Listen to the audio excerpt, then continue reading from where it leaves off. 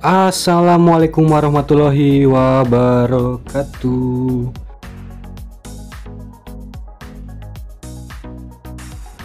Jumpa lagi bersama Melody Custom 09. Jadi kali ini kita mau bahas tentang yang namanya pelatuk. Jadi pelatuk ada kaitannya dengan durasi noken as. Terus ada kaitannya juga dengan klep. Jadi pelatuk atau kalau di kampung di Sumatera itu nyebutnya piano klep atau juga pelatuk ataupun air rocker arm, atau kalau yang model roller seperti ini dia RRA. Jadi banyak banget jenisnya pelatuk. Jadi banyak banget jenisnya, tipe-tipe pelatuk di pasaran. Ada yang besi seperti ini, besi cor berat, ada yang tipe forget,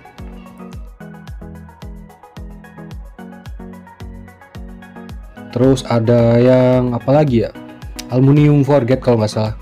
Dia lebih ringan dan RRA nya rasionya lebih bagus.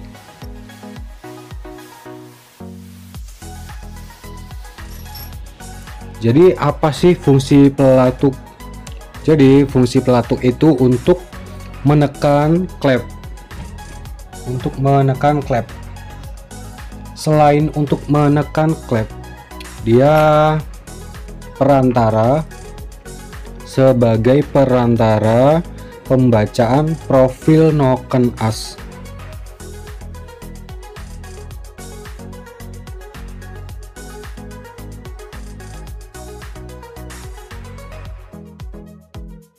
Jadi pelatuk ini sangat penting, sangat penting. Jika teman-teman ingin membuat mesin dengan performa yang baik ataupun peak RPM-nya tinggi, teman-teman bisa pilih pelatuk yang super ringan. Jadi perbandingannya semakin besar semakin bagus. Karena apa? Ini sangat berpengaruh ke pembacaan profil noken as.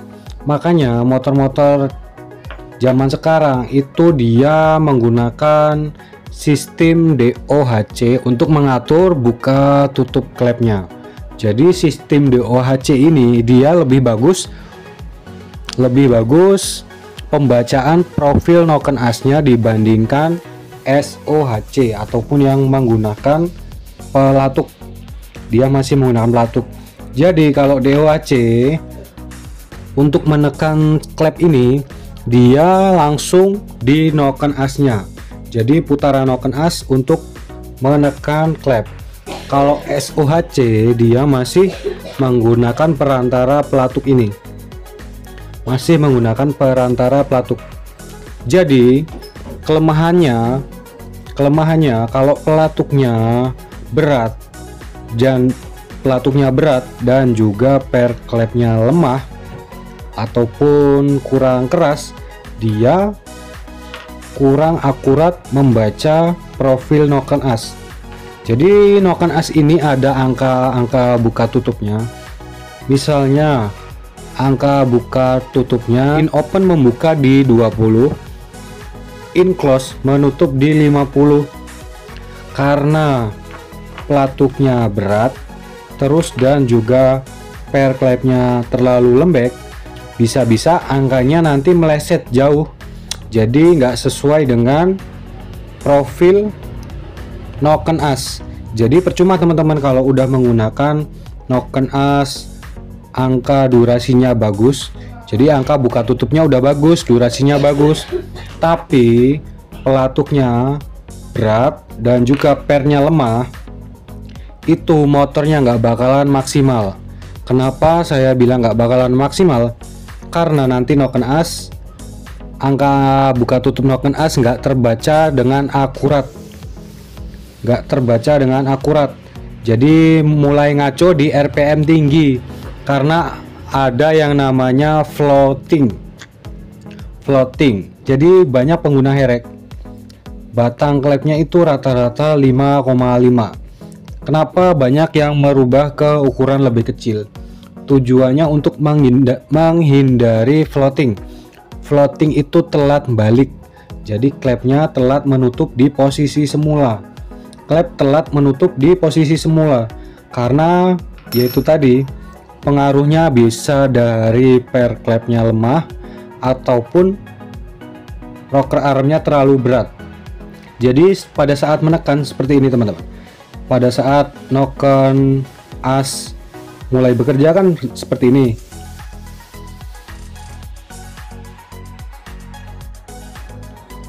Yang ujung ini menekan klep, dan pada saat noken asnya mulai berputar turun, harusnya kan ini balik dengan cepat karena dorongan per. Karena ininya berat, karena rocker armnya berat, dia baliknya lambat. Dia baliknya lambat seperti ini. Kalau lambat berarti kan profil noken dia nggak terbaca dengan baik.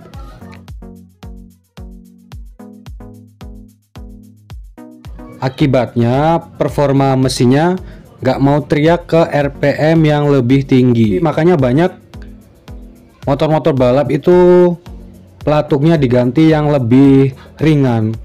Diganti yang lebih ringan. Ini khusus yang SOHC yang masih menggunakan pelatuknya banyak yang diganti yang lebih ringan. Terus rasio pelatuknya diganti yang lebih besar. Kalau rasio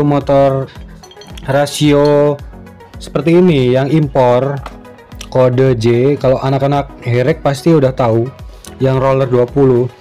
Jadi menentukan rasio itu seperti ini teman-teman. Kita ambil titik tengahnya. Misalnya ini kan 33, kita ambil tengahnya 33 ke baut setelan klepnya. Terus di sini dia 30, di sini dia 30. Berarti dia lebih panjang di sini kan, lebih panjang yang sebelah sini. Jadi ini yang namanya rasio. Titik sini, titik ini ke roller, ke tengah roller, dia lebih pendek.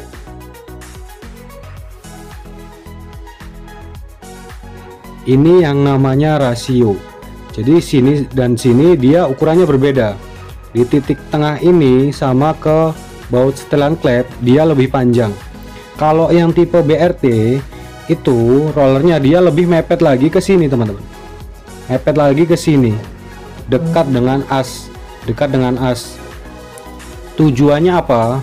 Tujuannya biar kerja per klep itu nggak terlalu berat, nggak terlalu berat dan nggak rawan floating. Karena semakin pendek otomatis bahannya semakin sedikit. Jadi nanti tugas pelatuk untuk mengembalikan klep ke posisi semula dia lebih cepat. Karena lebih ringan. Ada juga yang tipe forget, dia sangat ringan.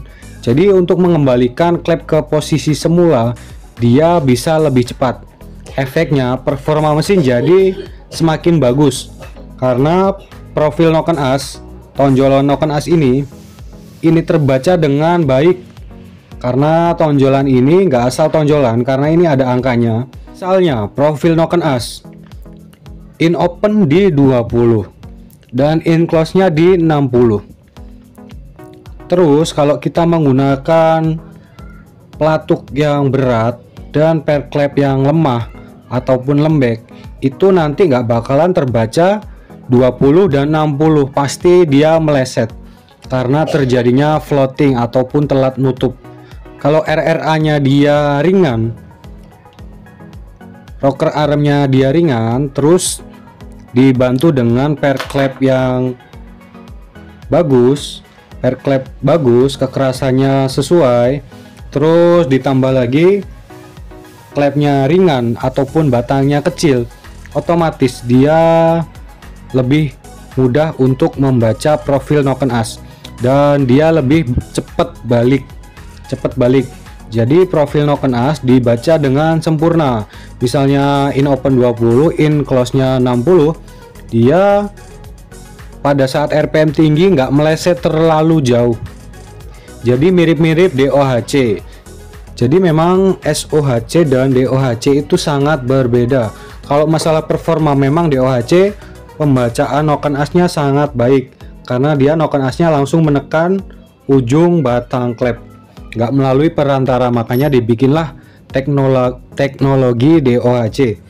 Kalau yang SOHC masih menggunakan perantara yang namanya rocker arm ataupun RRA, itu dia performanya kurang. Jadi makanya kita harus perbaiki di bagian sini teman-teman. Kita cari RRA yang ringan dan rasionya besar. Terus kita cari klep yang kualitasnya bagus. Jadi biar gesekan ke bos klep dia nggak berat. Ataupun kita bisa rubah klepnya dengan ukuran batang yang lebih kecil. Jadi biar gesekannya lebih ringan dan berat klepnya dia lebih ringan juga.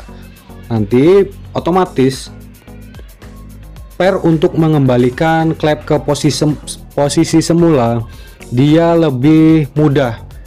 Jadi lebih maksimal, lebih cepat. Makanya kalau klepnya cepat balik, otomatis kan profil noken as bisa terbaca dengan baik. Dan efeknya performa mesin bisa maksimal ataupun bisa kencang. Faktor yang paling besar itu ditentukan dari bagian cylinder head. Dari cylinder head.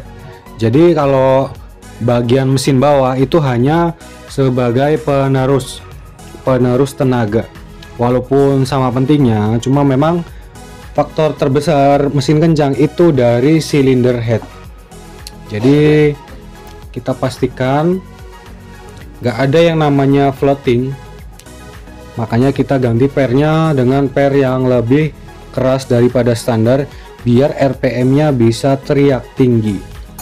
Makanya rata-rata motor yang performanya tinggi, contohnya misalnya mesin-mesin SE special engine yang 4 tak, dia rata-rata menggunakan teknologi DOHC dan klepnya dia lebih kecil batangnya kecil dengan bahan titanium dan per klepnya dia sangat bagus, makanya performanya bisa sangat baik. Jadi kita harus contek teknologi yang udah ada, apalagi mesin-mesin SE special engine itu oprekan dari pabrikan, kita contoh oprekan dari pabrikan. Jadi memang teknologi motor-motor special engine itu rata-rata dia bagus. Jadi kurang lebih seperti itu buat teman-teman pengetahuan tentang RRA ataupun rocker arm. Jadi rocker arm ini enggak sekedar cuma perantara. Jadi ini sangat menentukan performa mesin. Jadi khususnya Herek ini banyak kan rocker arm yang model seperti ini, kode J, terus rollernya besar, berat, makanya BRT menciptakanlah roller dengan ukuran yang lebih kecil, terus RRA-nya atau rasio rocker armnya dia lebih besar dan lebih ringan pelatuknya. Tujuannya apa? Tujuannya biar performanya bagus. Jadi sangat penting, apalagi pernya lembek. Pasti nanti kalau dikasih lift dan durasi noken as yang besar, dia rawan floating. Jadi kalau floating pasti otomatis durasi noken as bagus pun dia nggak bakal maksimal hasilnya, karena di bagian ini kurang maksimal, di bagian per, pelatuk, klep ataupun rocker arm. Jadi kalau teman-teman udah beli noken as dengan spek yang bagus tapi nggak diimbangi dengan klep yang bagus, per yang bagus ataupun rocker arm yang nggak sesuai, pasti performanya kurang maksimal. Jadi kurang lebih seperti itu pembahasan tentang rocker arm dan juga kawan-kawannya. Jadi kurang lebih seperti itu. Mudah-mudahan teman-teman bisa paham, bisa memahami tentang apa yang saya jelaskan di sini. Dan jika ada kesalahan dalam pengucapan yang udah suhu-suhu, silahkan dikoreksi di kolom komentar. Dan jika teman-teman suka dengan video ini, silahkan di like, dan jika ada pertanyaan boleh komen. Dan yang belum subscribe silahkan di subscribe, dan jangan lupa tekan loncengnya. Saya akhiri, wassalamualaikum warahmatullahi wabarakatuh.